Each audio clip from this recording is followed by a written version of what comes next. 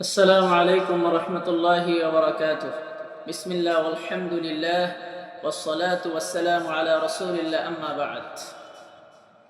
আল্লাহ পাক রব্বুল আলামিনের কাছে নতশিরে শুকরিয়া জ্ঞাপন করছি যে আল্লাহ রাব্বুল ইজ্জত আমাদেরকে অতি শীঘ্রই দুনিয়ার শ্রেষ্ঠ দিন আফজলু আইয়ামিদ দুনিয়া, হাদিসের ভিতরে বলা হয়েছে যে দুনিয়ার শ্রেষ্ঠ দিন জিলহজ মাসের 10টি দিন। অতি শীঘ্রই অতি সত্বর আমরা সেই 10 দিনের ভেতরে আমরা প্রবেশ করব এবং 10ম দিনে আমরা কোরবানি অনুষ্ঠিত করার মধ্য দিয়ে আল্লাহ পাক রব্বুল আলামিনের নৈকট্যভাজন হওয়ার জন্য আমরা চেষ্টা করব। ইব্রাহিম আলাইহিস সালামের সেই বাপ এবং বেটার স্মৃতি বিজড়িত সেই আত্মত্যাগের কথা স্মরণ করে আমরা কোরবান 10 জিলহজ আমরা রক্ত প্রবাহিত করার জন্য চেষ্টা করব আল্লাহর নির্দেশে। তো কোরবানি যখন আমাদের কাছাকাছি চলে আসে তখন আমাদেরই অনেক কিছু জানার থাকে, অনেক জিজ্ঞাসা থাকে। আমি আজকে আপনাদেরকে প্রশ্ন উত্তরে কোরবানি পর্ব আকারে আপনাদের জিজ্ঞাসাগুলিকে আমি আপনাদের সামনে তুলে ধরছি, যার মাধ্যমে আপনারা আপনাদের অনেকেরই অনেক কিছু জানার থাকলে, অনেক জিজ্ঞাসা থাকলে সেই জিজ্ঞাসাগুলি, সেই জানার বিষয়গুলি, প্রশ্নগুলো আপনারা এই প্রশ্ন উত্তরে কোরবানির পর্বগুলোর মধ্যে আপনারা পেয়ে যাবেন ইনশাআল্লাহ তাআলা। তো আল্লাহ পাক রব্বুল আলামিনের উপরে ভরসা করে আমি প্রশ্ন উত্তরে কোরবানির প্রথম পর্বের আলোচনা শুরু করছি। কোরবানির আলোচনা আসলেই, কোরবানি ওয়াজিব হওয়ার আলোচনার বিষয়টা আসলেই তখন নেসাবের বিষয়টা চলে আসে। এই যে কোরবানি ওয়াজিব হওয়ার জন্য নেসাব পরিমাণ সম্পদের অধিকারী হতে হবে, এই নেসাবের মেয়াদটা কতদিন, এটা একটা জানার বিষয়, এটা আমাদের একটা প্রশ্ন। তো নেসাবের মেয়াদটা হচ্ছে 3 দিন, 10, 11, 12 তারিখ সূর্যাস্তের আগ মুহূর্ত পর্যন্ত এই 3 দিন হচ্ছে নেসাবের মেয়াদ। এই 3 দিনের ভেতরে কোনো ব্যক্তি যদি তার মৌলিক চাহিদার অতিরিক্ত নেসাব পরিমাণ সম্পদের মালিক হয়ে যায় তাহলে ওই ব্যক্তির উপরে কোরবানি ওয়াজিব হয়ে যায়। তারপরে আমাদের জানার থাকে কোরবানি তো আমরা 3 দিন করতে পারি। এই 3 দিনের মধ্যে কোন দিন কোরবানি করা উত্তম? উত্তর হচ্ছে 10 জিলহজ, প্রথম দিন 10 জিলহজ কোরবানি করা উত্তম। 11 তারিখ 12 তারিখে কোরবানি করলে কোরবানি হয়ে যাবে, কিন্তু 10 জিলহজ কোরবানি করা উত্তম। আল্লাহ পাক রব্বুল আলামিন পবিত্র কোরআনুল কারীমে আমাদেরকে বলেছেন, কুনতুম খায়রা উম্মাতিন উখরিজাত লিন-নাস, তোমরা শ্রেষ্ঠ জাতি, you are the best of all উম্মাস। তো আমরা যেহেতু শ্রেষ্ঠ জাতি, আমরা সর্বোত্তম জাতি, সুতরাং উত্তম কাজটাই উত্তম সময়ে আমরা করার জন্য চেষ্টা করব। সে উত্তম সময় হলো, কোরবানির উত্তম সময় হলো 10 জিলহজ। আল্লাহ পাক রব্বুল আলামিন আমাদের সকলকে 10 জিলহজ কোরবানি করার জন্য তৌফিক দান করেন। তারপরে আমাদের জিজ্ঞাসা হচ্ছে, কোনো ছেলে অথবা কোনো মেয়ের কাছে যদি নেসাব পরিমাণ সম্পদ থাকে, যে ছেলে এবং মেয়ে এখনো প্রাপ্তবয়স্ক হয়নি, নাবালেগ, শরীয়তের পরিভাষায় যে এখনো মুকাল্লাফ হয়নি, যার উপরে শরীয়তের ওয়াজিব ফরজ বিধানগুলি মানাটা এখনো ওয়াজিব হয়নি, ফরজ হয়নি, আল্লাহর পক্ষ থেকে আল্লাহর নির্দেশনা মানা তার উপরে এখনো শিরোধার্য হয়নি, এমন নাবালেগ ব্যক্তি যদি নেসাব পরিমাণ সম্পদের মালিক হয়ে যায় তাহলে তার উপরে কোরবানি ওয়াজিব হবে কিনা। আমাদের সমাজে অনেক ছেলে মেয়ে আছে যে বাবা তার নামে অ্যাকাউন্ট করে রেখেছে, টাকা জমা করে রেখেছে অনেক ছেলের নামে, মেয়ের নামে, অথচ তারা নাবালেগ, তো তাদের উপর কোরবানি ওয়াজিব হবে কিনা? উত্তর হচ্ছে নাবালেগ, অপ্রাপ্ত বয়স্ক, তার উপরে কোরবানি ওয়াজিব হবে। এরপরে প্রশ্ন হচ্ছে যে নাবালেগ ব্যক্তি, যে ব্যক্তি বালেগ তবে সুস্থ মস্তিষ্কের অধিকারী না,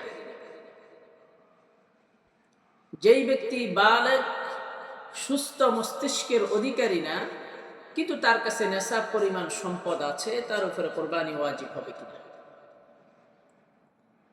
আবারও বলছি বুঝার স্বার্থে, একজন ব্যক্তি বালেগ কিন্তু সুস্থ মস্তিষ্কের অধিকারী না, তার নেশাব পরিমাণ সম্পদ আছে, তার উপরে কোরবানি ওয়াজিব হবে কিনা? উত্তর হলো যে ব্যক্তি বালেগ তবে সুস্থ মস্তিষ্কের অধিকারী না, তার উপরে কোরবানি ওয়াজিব হবে না। কারণ কোরবানি ওয়াজিব হওয়ার জন্য যে সমস্ত শর্ত রয়েছে তার মধ্যে সুস্থ মস্তিষ্কের অধিকারী হওয়া এটাও একটা শর্ত রয়েছে, তার উপরে কোরবানি ওয়াজিব হবে না। এখন আরো একটা জানার বিষয় হচ্ছে, অনেকেই অনেক সময় জিজ্ঞাসা করে থাকেন যে নাবালেগ যদি নেশাব পরিমাণ সম্পদের মালিক হয় তাহলে তার পক্ষ থেকে কোরবানি দেয়া যাবে কিনা? আগে আমরা বলেছি যে সে যদি নাবালেগ হয়, তার যদি নেশাব পরিমাণ সম্পদ থাকে তাহলে তার উপরে কোরবানি ওয়াজিব না। এখন আমাদের জানার বিষয় হচ্ছে, সে যদি নেশাব পরিমাণ সম্পদের মালিক হয়, সাথে সাথে সে যদি নাবালেগ হয়, তো তার পক্ষ থেকে যদি কোরবানি দেওয়া হয় তাহলে সেই কোরবানির হুকুমটা কি? আমাদের অনেকেরই জানা থাকে সে সওয়াব পাবে কিনা, তার কোরবানির হুকুমটা কি? তো তার কোরবানির হুকুম হচ্ছে তার কোরবানিটা মুস্তাহাব, ওয়াজিব না, এবং সওয়াব সে পাবে, সওয়াব থেকে সে কখনোই বঞ্চিত হবে না। দারিদ্র লোকের উপরে কোরবানি ওয়াজিব কিনা? যে ব্যক্তি গরিব তার উপরে কোরবানি ওয়াজিব কিনা? তো তার উপরে তো কোরবানি ওয়াজিব না, সে যেহেতু নেশাব পরিমাণ সম্পদের মালিক না, তার উপরে কোরবানি ওয়াজিব না। তবে সে যদি গরিব লোক, যদি যেই ব্যক্তি নেশাব পরিমাণ সম্পদের মালিক না, সেই ব্যক্তি যদি কোরবানির নিয়তে পশু ক্রয় করে ফেলে, কোরবানি করার জন্য সে একটা পশু ক্রয় করে ফেলেছে কোরবানি করার নিয়তে, তাহলে সেই পশু কোরবানি করা ওয়াজিব। বিষয়টা এমন যে আপনার উপরে ওয়াজিব ছিল না, কিন্তু আপনি যখন কোরবানির নিয়তে সেই পশুটাকে ক্রয় করলেন তখন সেটা কোরবানি করা আপনার উপরে ওয়াজিব হয়ে গেল। তারপরে আমাদের জানার বিষয় হচ্ছে, কেউ যদি কোরবানির দিনগুলোতে 10, 11, 12 কোরবানির দিনগুলোতে কোরবানি দিতে না পারে, নেশাব পরিমাণ সম্পদের মালিক, তার সামর্থ্য আছে, কিন্তু কোনো কারণে সে ব্যক্তি কোরবানির দিনগুলোতে সে কোরবানি দিতে পারলো না, তাহলে কি করবে? তার তো নেশাব পরিমাণ সম্পদ আছে, কোনো সমস্যার কারণে সে দিতে পারলো না, তো সেই ব্যক্তি কি করবে? এর উত্তরে শরীয়ত বলছে, একটা ছাগল, যে ছাগলটা কোরবানির উপযুক্ত,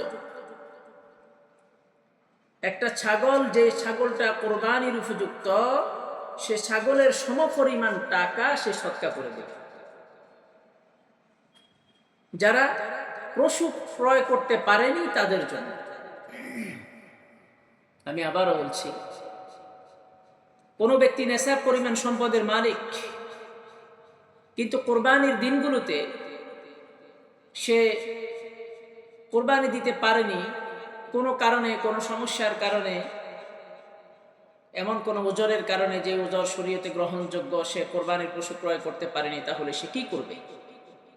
তাহলে সেই ব্যক্তি একটা ছাগল, যেই ছাগলটা কোরবানির উপযুক্ত, ছাগলের ক্ষেত্রে 1 বছর বয়স হতে হয়, এমন একটা ছাগলের সমপরিমাণ টাকা সে সদকা করে দিবে।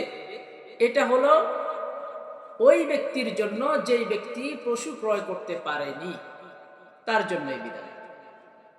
কিন্তু যেই ব্যক্তি পশু কোরবানির জন্য ক্রয় করেছে কিন্তু 3 দিনের মাঝে কোরবানি দিতে পারেনি, এই 3 দিনের মাঝে সে কোরবানি দিতে পারেনি, তাহলে তার জন্য করণীয় হচ্ছে, তার জন্য শরীয়তের নির্দেশনা হচ্ছে সেই পশুটা সদকা করে দেওয়া। সেই পশুটা সে সদকা করে দেবে। আবার কেউ যদি 3 দিন পর সেই পশু জবাই করে ফেলে, 3 দিন পরে যদি 3 দিনের ভেতরে সেই পশু জবাই করতে পারেনি, 3 দিন পরে সে পশুটা সে জবাই করেছে, জবাই যদি করে ফেলে, তাহলে ওই পশুর গোশত সে ওজন করবে। তারপর যদি ওই পশুর ক্রয়ের টাকা থেকে কম হয়, তাহলে গোশত সহ যত টাকার গোশত কম হয়েছে পুরো টাকা সদকা করতে হবে। ধরেন আপনি 20,000 টাকা দিয়ে কিনেছেন, কিন্তু ওজন দেওয়ার পরে দেখলেন যে 18,000 টাকার গোশত হয়েছে। মাসলাটা আবারও ভালো করে বুঝে নেন। আপনি 20,000 টাকা দিয়ে একটা পশু ক্রয় করেছেন, একটা ছাগল ক্রয় করেছেন, কোরবানির দিনগুলোতে কোরবানি দিতে পারেননি, 3 দিন অতিবাহিত হওয়ার পরে আপনি সেটা জবাই করেছেন। জবাই করার পরে সেটার গোশত ওজন দেওয়ার পরে আপনি দেখলেন যে সেখানে 18,000 টাকার গোশত আছে, 18,000 টাকার গোশত হয়েছে। তাহলে আরো 2,000 টাকা আপনাকে সেই জবাইকৃত পশুর গোশত দান করার সাথে সাথে আরো 2,000 টাকা আপনাকে সদকা করতে হবে। আল্লাহ পাক রব্বুল আলামিন আমাদের সকলকে এই যেই কয়েকটা কোরবানি সংক্রান্ত জিজ্ঞাসার কথা আলোচনা করলাম, এই আলোচনাগুলি, এই প্রশ্নের উত্তরগুলি আমাদের হৃদয়ে ধারণ করে আমাদেরকে সেগুলি জেনে বুঝে এবং ভুলভ্রান্তি থেকে নিজেকে রক্ষা করে বিশুদ্ধভাবে কোরবানির জন্য পশু কিনার আমাদেরকে তৌফিক দান করেন। আসসালামু আলাইকুম ওয়া রাহমাতুল্লাহি ওয়া বারাকাতুহু।